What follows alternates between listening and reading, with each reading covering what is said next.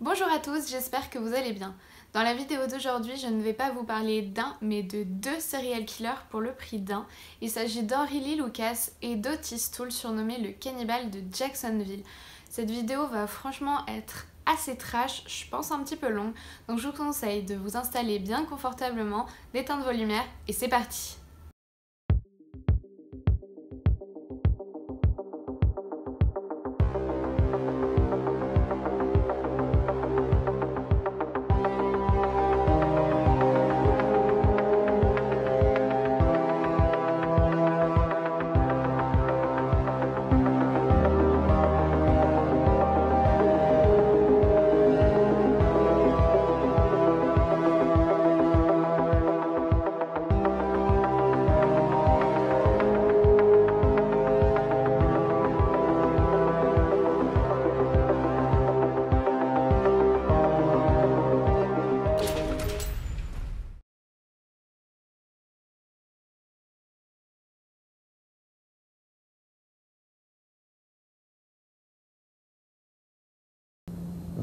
You're the only one that knows the truth. Yeah. And that truth has to be coming from you. Just like I have to tell them the truth about what I've done. I've told them one here this morning that I'd done it, I forgot about doing. Yeah. Are you counting just the ones you killed by yourself or me and you killed together? I've only told them about the ones that I've done. You told Yeah. 150, didn't you? Yeah. And Huh? yeah, I've given them 150 positively identifications on the ones that I've done. I said I told them with me and you together maybe about 50 or 60, you know. There's a lot more than that, boy. Yeah. It just, the only thing I'm asking I about is, killed over 100 and something by myself. well, that's, I know that's a whole lot. Henry Lee Lucas est né en Virginie, c'est le tout dernier d'une famille de 9 enfants. Sa famille était très pauvre, il vivait dans une sorte de cabane en bois, si j'ai bien compris, avec du sol en terre battue, il n'y avait ni eau ni électricité. Son père est devenu très alcoolique à la suite d'un accident de train dans lequel il a perdu ses deux jambes. Et c'est sa mère du nom de Viola qui dirige toute la famille, elle est apparemment horrible. C'est une femme vraiment, quand on lit ses descriptions, sordide. Elle était décrite comme quelqu'un de très sale, elle ne se lavait absolument jamais puisque comme je vous ai dit, il n'y avait pas d'eau dans la maison et toute l'eau que ses enfants lui ramenaient servait uniquement à fabriquer un alcool de contrebande qu'elle buvait et qu'elle revendait. Donc elle ne se lavait jamais. C'était une femme prostituée qui recevait ses clients chez elle et elle forçait son mari et ses enfants à la regarder pendant qu'elle couchait avec ses clients. Dans la maison, il y a également un homme qui s'appelle Bernie Dowdy qui est apparemment attardé mental et selon certaines personnes de la ville, il serait le véritable père biologique de Henry Lee Lucas. Et donc Henry le décrit lui-même comme un type qui pisse et chie dans son lit et qui pue comme pas possible. Donc on imagine très bien le peu d'affection que Henry pouvait ressentir pour cet homme qui était apparemment peut-être son père, donc lui-même ne savait pas trop. Et Viola et Bernie couchaient ensemble régulièrement à l'intérieur de la maison devant les enfants et il les obligeait aussi à regarder leurs actes sexuels. La toute première fois qu'il va à l'école, Henry Lee Lucas, il a 6 ans et l'institutrice va être très choquée en le voyant parce qu'il est habillé en fille, donc il porte une robe et ses cheveux sont longs et bouclés. Elle va prendre la décision de le faire se changer, donc de lui prêter une tenue, un bleu de travail et de lui couper les cheveux. Et ça va vraiment pas plaire à sa mère Viola qui va venir à l'école quand elle l'apprendra et taper un énorme scandale. La mère de Henry, elle était vraiment très violente, elle le frappait tout le temps. Henry avait sans arrêt des énormes bleus et des blessures partout sur son corps. On raconte même un événement où il s'est fait frapper mais totalement sans raison à coups de planche sur la tête, tellement fort qu'il est tombé inconscient pendant plusieurs jours et c'est au bout de plusieurs jours que Bernie a commencé à prendre peur et a décidé de l'emmener à l'hôpital. Donc au niveau maltraitance, je pense qu'on était à un degré mais maximum des maltraitances sur un pauvre enfant comme Henry Lee Lucas.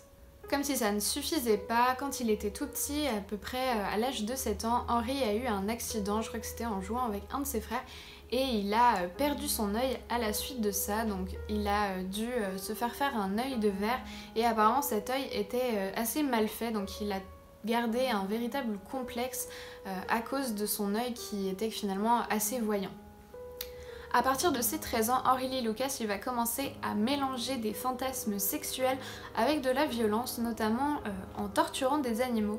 Et je sais pas si vous vous rappelez dans ma vidéo sur Ed Kemper, mais on voit que là l'excitation sexuelle commence à se lier à des choses morbides, et c'est un point commun qu'on retrouve à beaucoup de serial killers. Et lorsqu'il a 17 ans, Henry commence son premier crime, donc il kidnappe une jeune fille dans un arrêt d'autobus, il la viole et ensuite, ayant peur d'être dénoncé, il va l'étrangler et abandonner son corps à côté d'une rivière. Lucas va se faire arrêter à de nombreuses reprises pour des délits, que ce soit des vols, des cambriolages, des excès de vitesse, etc. Et il va aussi très souvent s'échapper de prison, donc il y a toute une période où on le voit faire beaucoup d'allers et retours en prison avec des peines qui se rallongent, etc. Et puis à chaque fois qu'il sort, il rejoint principalement sa sœur du nom de Opal, ainsi qu'une femme qui s'appelle Stella Curtis, dont il est fou amoureux, mais sa relation avec Stella est un petit peu particulière parce qu'elle se rend compte qu'il est vraiment pas assez stable, et elle lui envoie une lettre dans laquelle elle lui dit qu'elle préfère prendre ses distances et plutôt rester amie. Donc c'est une femme qui restera quand même assez proche de lui pendant pas mal de temps, mais pas de la manière dont Henry le souhaiterait. En janvier 1960, Henry Lee Lucas tue sa mère au cours d'une dispute, donc comme vous pouvez en douter, il avait une très mauvaise relation avec sa mère. À chaque fois qu'ils se voyaient, ça partait vraiment en dispute, ils se frappaient l'un et l'autre, et ça a été la fois de trop. Il a pris un couteau et il l'a touchée à la gorge, elle s'est vidée de son sang et elle en est morte. Donc Henry Lee Lucas a été condamné à une peine allant de 20 ans minimum à 40 ans maximum pour ce crime-là. Et peu de temps après, il sera vu par un psychiatre auquel il va dire qu'il a violé le corps de sa mère après l'avoir tuée. Alors sur ça, on a certains doutes parce que il n'y a pas vraiment de traces relevées ni dans les rapports d'enquêteurs, ni dans le rapport d'autopsie qui vont dans ce sens-là. Mais c'est vrai aussi que c'est pas forcément ce que les enquêteurs ont cherché au moment de la découverte du corps. Donc est-ce qu'ils sont passés à côté de ça, ou est-ce que Henry Lee Lucas a menti? On sait pas exactement, mais au vu de ce que Henry Lee Lucas est devenu ensuite, on peut s'imaginer que c'était effectivement vrai. En prison, Lucas va lire beaucoup de livres qui s'appellent les True Crime, donc ce sont des livres qui parlent de véritables crimes qui se sont passés, ainsi que de leur enquête, et il va apprendre un petit peu comment se passe le travail des enquêteurs et comment certains criminels arrivent à brouiller les pistes. Donc ça, si vous avez vu ma vidéo sur Ed Kemper, ça va forcément vous rappeler quelque chose, puisque Ed Kemper avait utilisé un petit peu la même technique en prison pour se renseigner et apprendre de plus de choses possibles sur les techniques de police. Si jamais vous n'avez pas vu ma vidéo sur Ed Kemper, je vous mets un petit lien pour aller la voir, ça peut vous intéresser. Au bout de seulement 10 ans d'emprisonnement, Henry Lee Lucas est jugé apte à réintégrer la société et il est relâché. Il va très vite retourner en prison pour une nouvelle condamnation de 4 ans parce qu'il aura essayé de kidnapper des jeunes femmes en les menaçant avec une arme à feu pour les violer. Donc il retourne en prison et au bout des 4 ans, il sort à nouveau. A movie star. You just playing the part, you know. You don't think of it, you just play it. Make out that you're the worst serial killer in the history of the United States. And that's what I did. Quelques mois seulement après sa sortie de prison, Henry Lee Lucas se marie avec une femme du nom de Betty Crawford qui, malgré le fait qu'elle connaisse un petit peu son passé, s'attache énormément à lui parce qu'elle voit comme il s'occupe très bien de ses 2 petites filles. Donc ils se marient et pendant 2 ans, ils vont rester ensemble, 2 ans pendant lesquels Henry Lee Lucas va violer les 2 petites filles en question. À de très nombreuses reprises, jusqu'à ce que leur mère s'en rende compte en découvrant une culotte d'une de ses filles avec des taches de sang.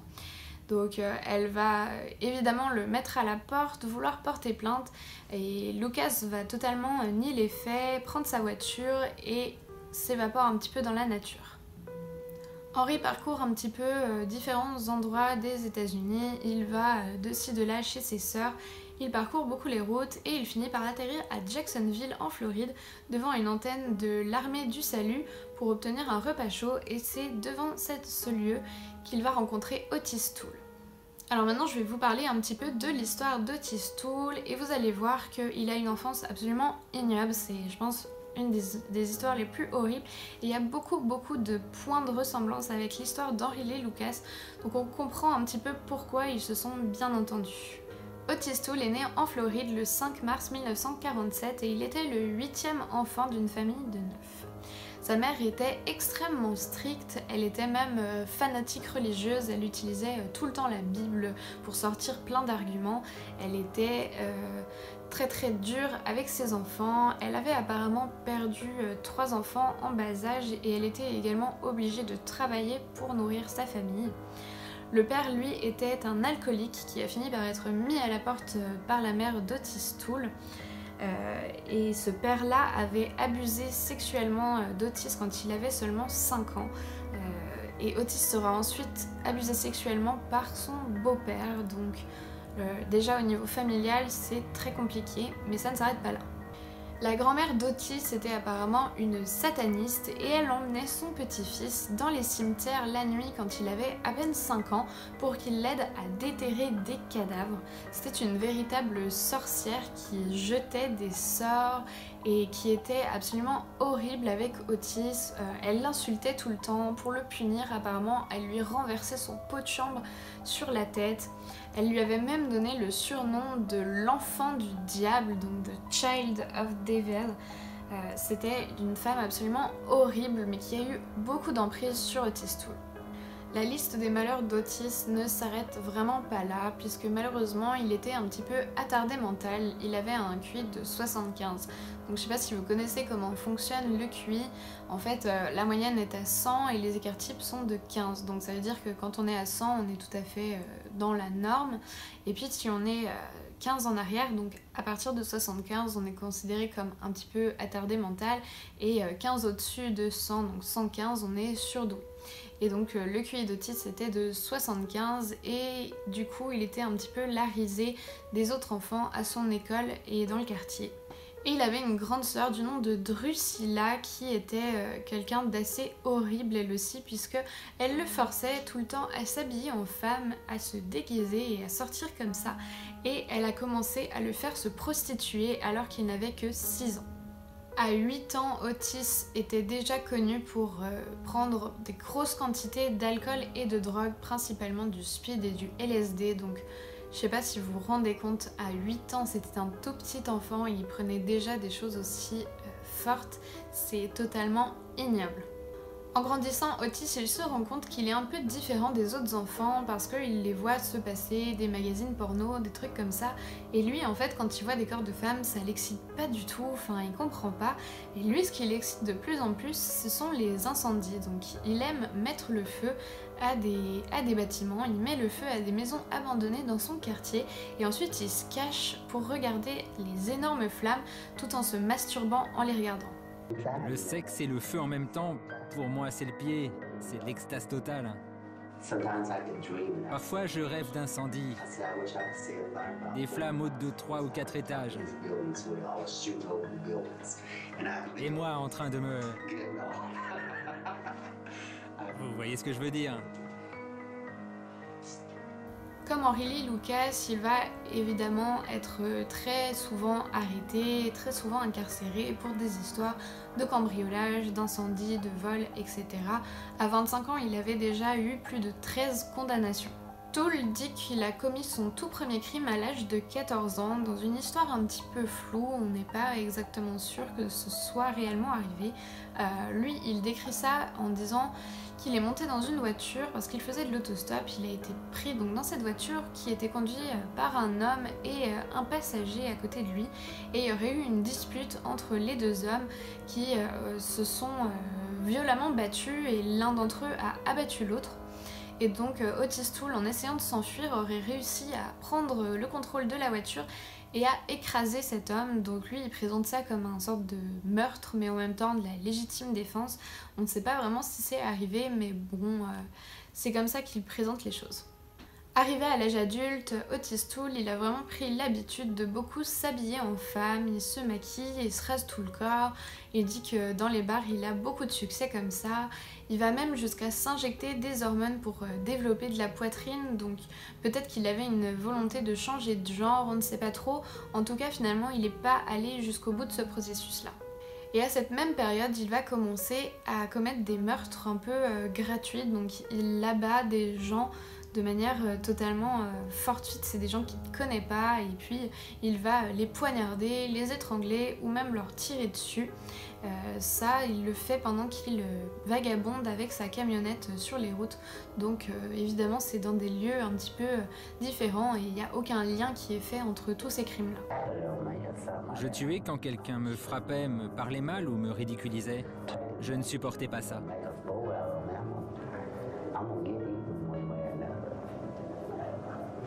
Et puis il n'y avait pas qu'une seule manière de tuer, il y en avait tellement que je n'arrive pas à les compter.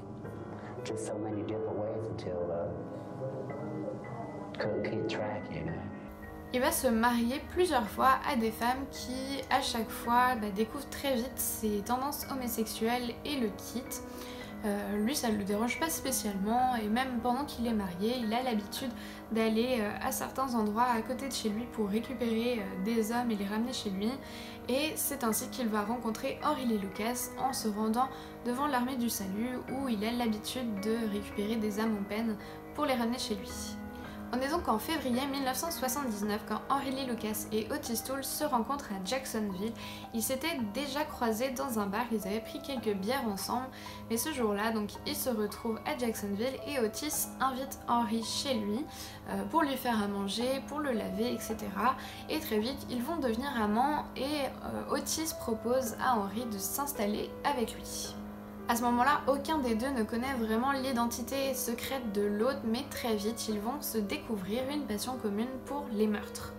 Pendant les années qui vont suivre, ils vont sillonner les routes ensemble à bord de leur camionnette et ils vont commettre énormément de crimes, que ce soit pour leur propre plaisir ou également pour apparemment le compte d'une secte sataniste, ça j'y reviendrai juste après. Donc ils vont vraiment violer énormément de personnes, tuer, que ce soit des hommes, des femmes, des enfants. I've killed by strangulation, I've killed by knifing, I've killed by hit and runs, shootings, robberies, hangings, every type of crime, I've done it. Il y aura des actes de nécrophilie, de zoophilie, de pyromanie et de cannibalisme. Un jour, Henry a tué une femme et violé le cadavre, mais il en voulait encore plus. Il a vu une chèvre et il voulait se la faire. Je me suis dit non, c'est pas possible, c'est pas possible. Il portait des bottes et il avait mis les pieds arrière de la chèvre dans ses bottes et il s'est mis à baiser la chèvre comme ça.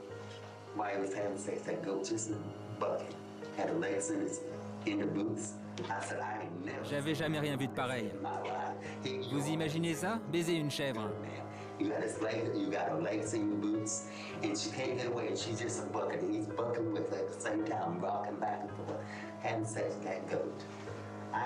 Je n'ai jamais vu un mec aussi dégueulasse. Il était trop. Je me demande comment j'ai pu le supporter. À propos de cette fameuse secte sataniste, on n'a pas énormément d'infos puisque on ne sait pas si elle a réellement existé ou pas. Il n'y a jamais eu de preuves comme quoi cette fameuse secte a existé, mais Otis Toole et Henry Lee Lucas ont vraiment pas mal décrit ce qui se passait dans cette secte, comment ils sont rentrés, quelles ont été toutes les choses auxquelles ils ont assisté, comment ils ont contribué, etc. Donc je vais vous parler de ce que eux ont raconté. Otis et Henry auraient été acceptés à l'intérieur de cette secte qui s'appelle The Hand of Death, donc la main de la mort, en tuant une personne pour le compte d'un certain Monsieur X, donc bon, c'est pas son vrai nom, c'est comme ça qu'il le nomme pour ne pas donner son nom. Donc cet homme leur aurait demandé de tuer un autre homme pour pouvoir rentrer dans la secte. C'est ce qu'ils ont fait. Ils disent même que après avoir tué cet homme, eh bien, il y a eu une sorte de cérémonie. Ils ont fait cuire l'homme sur un feu de bois et ensuite tout le monde l'a dévoré. Celui qui avait tranché la gorge de la victime l'a baisé, et ensuite l'animal l'a baisé aussi. Et après on tuait l'animal, et on préparait une grande fête. On préparait un plat en faisant cuire ensemble l'animal et le cadavre, et ça faisait un super festin. Ils disent aussi qu'ils ont kidnappé des dizaines d'enfants aux États-Unis pour les emmener au Mexique et les revendre à des réseaux qui servaient soit de trafic d'enfants pour de la prostitution ou alors des trafics d'enfants pour des personnes très riches qui voulaient adopter des enfants. Donc les plus beaux étaient choisis à ces fins-là tandis que les autres finissaient dans des réseaux de prostitution. Ils disent aussi avoir aidé à kidnapper des personnes qui serviraient de victimes dans des snuff movies. Si vous connaissez pas les snuff movies, ce sont des films dont l'existence est un petit peu controversée, on ne sait pas si ça existe réellement ou pas, mais ce sont des films d'horreur en fait, où on voit des personnes se faire tuer pour de vrai. Donc ce sont des vraies personnes qui se font massacrer, torturer pendant le film, et apparemment ça circulerait soit sur le dark web aujourd'hui, mais même sous le manteau à l'époque. Mais on ne sait pas exactement si ces choses existent ou pas. En tout cas, Otis et Lucas ont dit qu'ils avaient kidnappé des personnes pour pouvoir faire ces snuff movies. Otis Toole et Henry Lee Lucas, ils ont raconté un petit peu comment se passaient les cérémonies dans cette secte sataniste qui consistait principalement en orgies, en sacrifices humains et en espèce d'énormes banquets cannibales. Donc c'est fait absolument froid dans le dos d'imaginer que des choses comme ça ont pu exister. Mais comme je vous l'ai dit, on n'est pas certain que ce soit vrai. En tout cas, le FBI n'a jamais pris au sérieux ces histoires et n'a pas enquêté là-dessus, parce qu'ils estiment qu'il n'y a aucune preuve de l'existence de cette fameuse secte et que c'est plutôt Lucas et Toole qui ont inventé ça pour justifier un petit peu leurs actes. Mais il y a quand même quelques éléments un petit peu troublants et j'aimerais que vous me disiez ce que vous en pensez. Premièrement, on sait que le fameux Monsieur X dont Otis Toole et Henry Lee Lucas ont parlé a vraiment existé, que c'est vraiment quelqu'un qui était impliqué dans des trafics de drogue, notamment avec le Mexique. Secondo, on trouve le nom d'Otis Toole dans une liste des adeptes d'une secte de la Nouvelle-Orléans qui serait en lien avec le fameux Charles Manson, donc c'est quand même pas rien, on sait que c'est des sectes qui sont impliquées dans des véritables massacres qui prennent lieu. Et enfin, le fait le plus troublant selon moi, quand Henry Lee Lucas a été arrêté et qu'il a parlé de cette secte, il a notamment montré sur une carte certains endroits au Mexique où il avait, selon lui, délivré des enfants. Et un des points qu'il a montré, c'est un lieu qui s'appelle le Ranch Santa Elena, près de Matamoros. Et ça, c'est un endroit où il y avait effectivement, et ça on le découvrira que plusieurs années après, un groupe de narcotrafiquants qui étaient impliqués dans des rituels sataniques et qui avaient massacré pas mal de personnes. Donc on a retrouvé plus de 15 corps, je crois, dans ce ranch-là. Donc c'est la fameuse histoire de Matamoros, dirigée par Alfonso de Jesus Constanzo. Et comme par hasard, Henry Lee Lucas, plusieurs années avant qu'on découvre toute cette affaire, a pointé du doigt sur une carte l'endroit exact d'où est ce ranch. Je sais pas ce que vous en pensez, mais je trouve que ça fait quand même pas mal de coïncidences étranges pour qu'on puisse se dire qu'il y a zéro preuve que cette secte existe. En plus, aux États-Unis, moi ça m'étonnerait pas que ce genre de secte, il y ait quand même des personnes assez importantes impliquées là-dedans, capables de faire en sorte que ça sorte pas trop dans la presse et qu'on n'entende pas trop parler. Je sais pas ce que vous en pensez, mais franchement, ça me fait quand même un peu douter tout ça. En tout cas, ce qu'on sait, c'est que Henry Lee Lucas et Otis Toole, ensemble, ils ont fait un véritable massacre, ils ont tué énormément de personnes. Henry Lee Lucas, en général, s'occupait plutôt de tuer les femmes, et ça par strangulation ou en les poignardant, pendant que Otis Toole, lui, préférait tuer les hommes à coups d'armes à feu. Et Toole était très généralement défoncé, complètement imbibé d'alcool et de drogue pendant ces meurtres-là. Donc au final, il n'a pas toujours des très bons souvenirs de ce qui s'est passé. Par exemple, au niveau spatio-temporel, il est assez peu capable de replacer où ça s'est passé, quand, combien de temps, etc. C'était généralement Henry Lee Lucas qui prenait la voiture et qui conduisait. Toole était vraiment complètement ailleurs. Et souvent, les victimes qu'il faisait, ils ne s'occupaient même pas de savoir qui c'était, donc ils ne connaissaient ni leur nom, ni leur âge, enfin rien. Donc ça a vraiment été compliqué après pour identifier toutes leurs victimes. Tuer, c'est comme un shoot d'adrénaline qui vous transperce le cerveau. Parfois, j'avais l'impression de m'évanouir.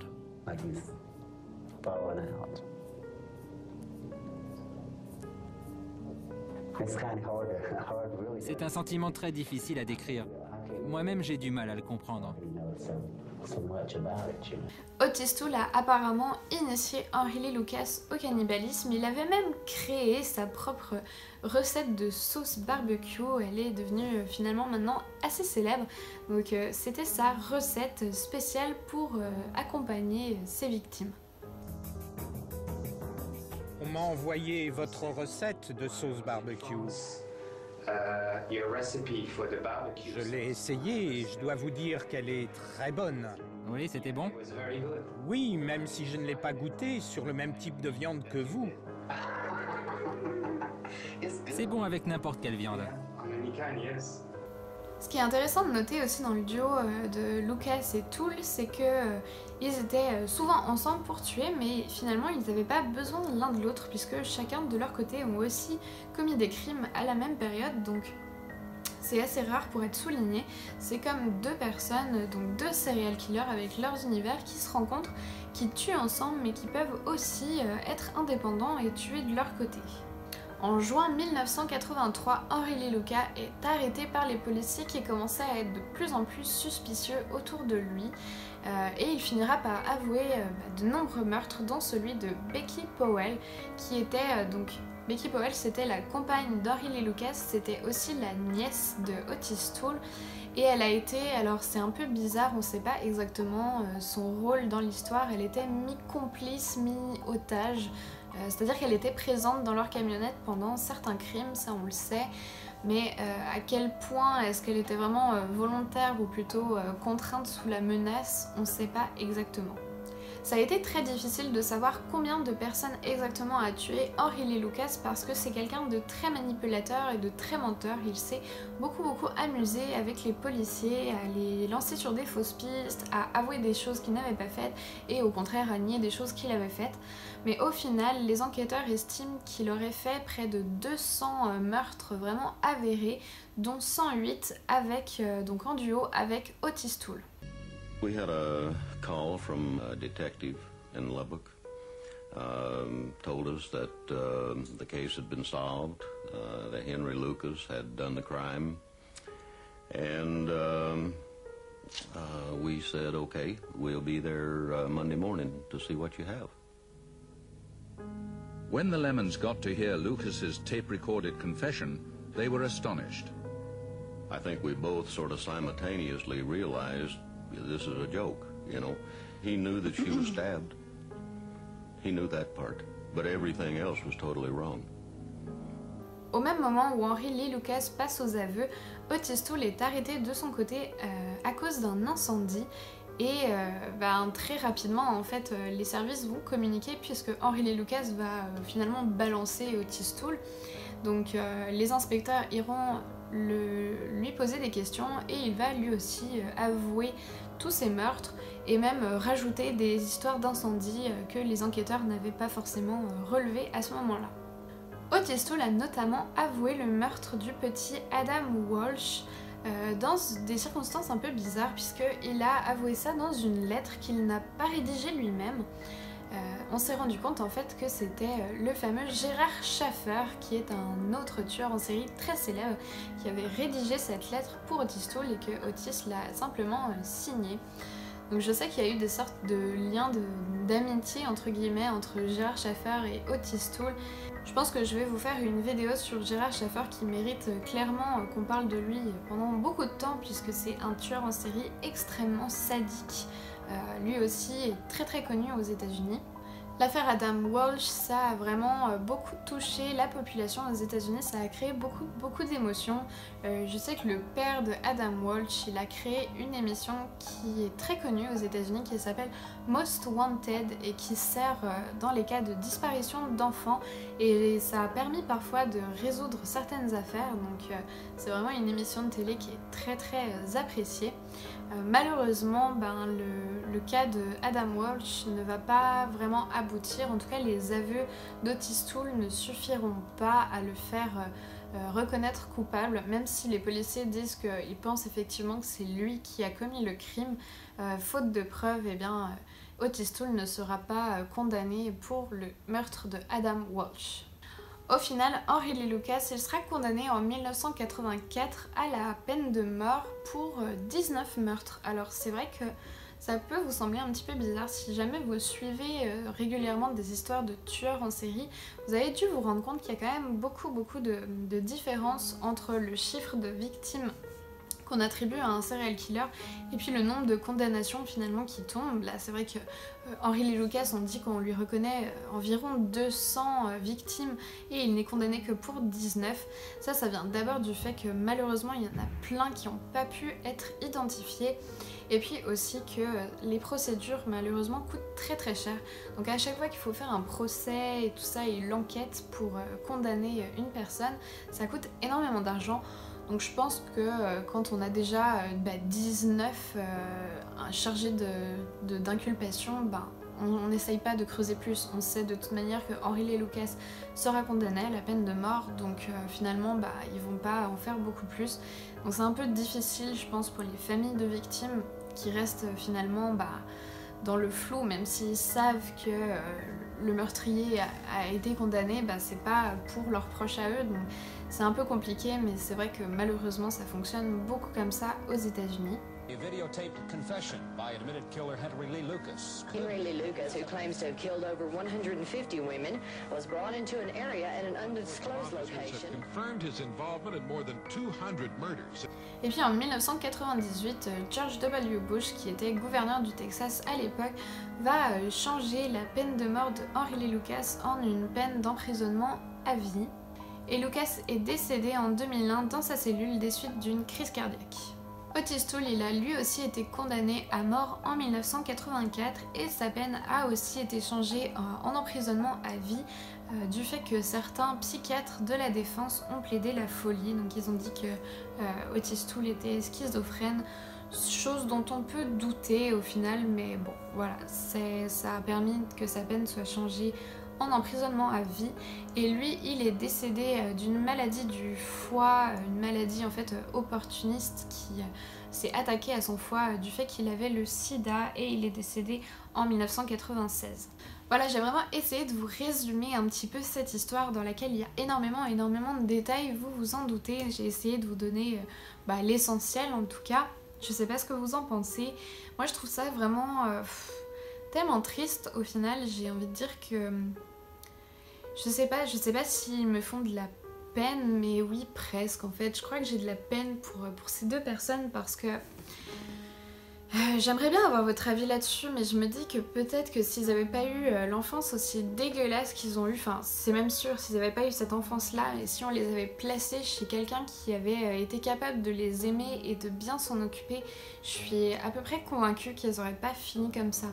Donc j'excuse absolument en rien ce que Henry Lee Lucas et Otis Toole ont fait, je veux dire c'est absolument ignoble, mais je pense même pas qu'un être humain puisse faire une chose pareille. Je me dis qu'ils ont été tellement fucked up dans leur cerveau pour en arriver à un truc pareil, enfin je veux dire l'histoire de Otis Toole et d'Henry Lee Lucas c'est vraiment plongé dans les choses les plus noires de l'être humain, enfin on en arrive à des choses tellement dégueulasses, puis je sais pas, c'est juste horrible quand on voit toute l'enfance merdique qu'ils ont pu avoir, enfin est-ce que c'était vraiment évitable? Je ne sais pas, j'imagine Et heureusement que certaines personnes vivent des enfances pourries et ne deviennent pas des serial killers, mais n'empêche que quand on regarde, en général, tous les gens qui vrillent vraiment de la tête comme ça, ils ont eu une enfance dégueulasse. Donc il y a sûrement des choses qu'on peut faire, de la prévention qu'on peut essayer de faire et combattre vraiment les violences faites sur les enfants pour éviter que des gens continuent à devenir des vrais tarés comme ça, quoi. Voilà, cette vidéo est maintenant terminée, j'espère que ça vous a plu. Si c'est le cas, n'hésitez pas à me mettre un petit pouce bleu comme d'habitude, vous savez que ça me soutient beaucoup. Commentez et partagez cette vidéo et abonnez-vous à ma chaîne si c'est pas déjà fait. Moi je vous fais plein de gros bisous, on se dit à très vite pour une prochaine vidéo et en attendant n'oubliez surtout pas de rallumer votre lumière.